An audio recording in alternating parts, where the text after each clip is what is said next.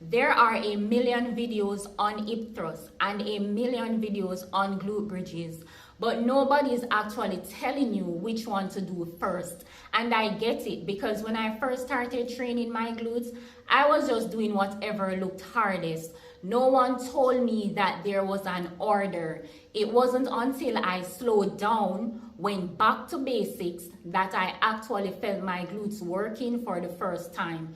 So I did the work, I tested both specifically for my beginners, and here's what I found out. But first, let's differentiate between the two.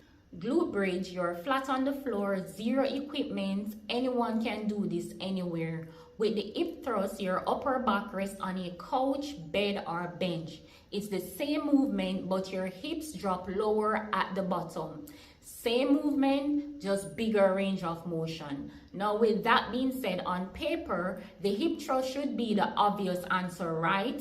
But that's not what I found when I looked at it from a beginner's perspective. So here's the thing about hip thrust.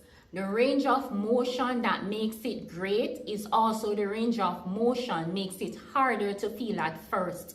When you're new to training, your glutes haven't learned how to fire properly yet. So when you add that extra depth to the bottom of the hip thrust, instead of you feeling it in your glutes, your hamstrings and lower back take over, and you don't even realize that it's happening. So you're doing the reps, you're feeling the burn, just not in your glutes. The glute bridges, on the other hand, make things much simpler. So you're on the floor, the range of motion is more controlled, and it's easier for you to feel that squeeze on the top.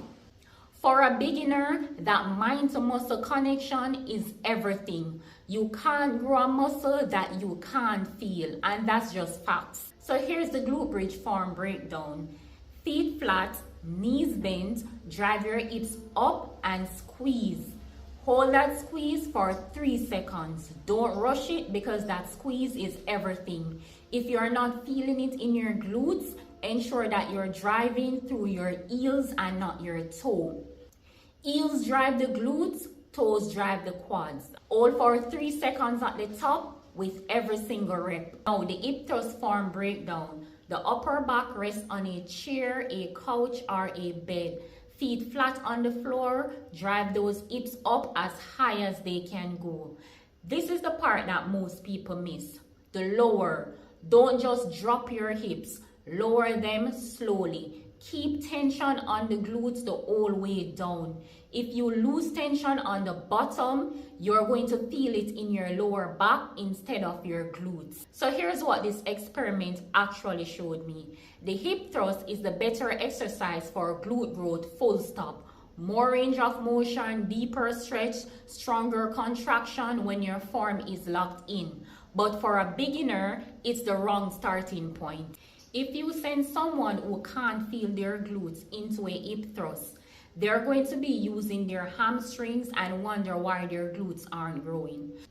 The glute bridge teaches your glutes how to fire first. Once that connection is there, once you can feel every rep, then you can move on to the hip thrust, and that range of motion can actually do its job. That progression, that's the answer. So start with the bridge, graduate to the hip thrust. That's the formula. Remember to like, share, comment, and subscribe. I will see you guys in my next video.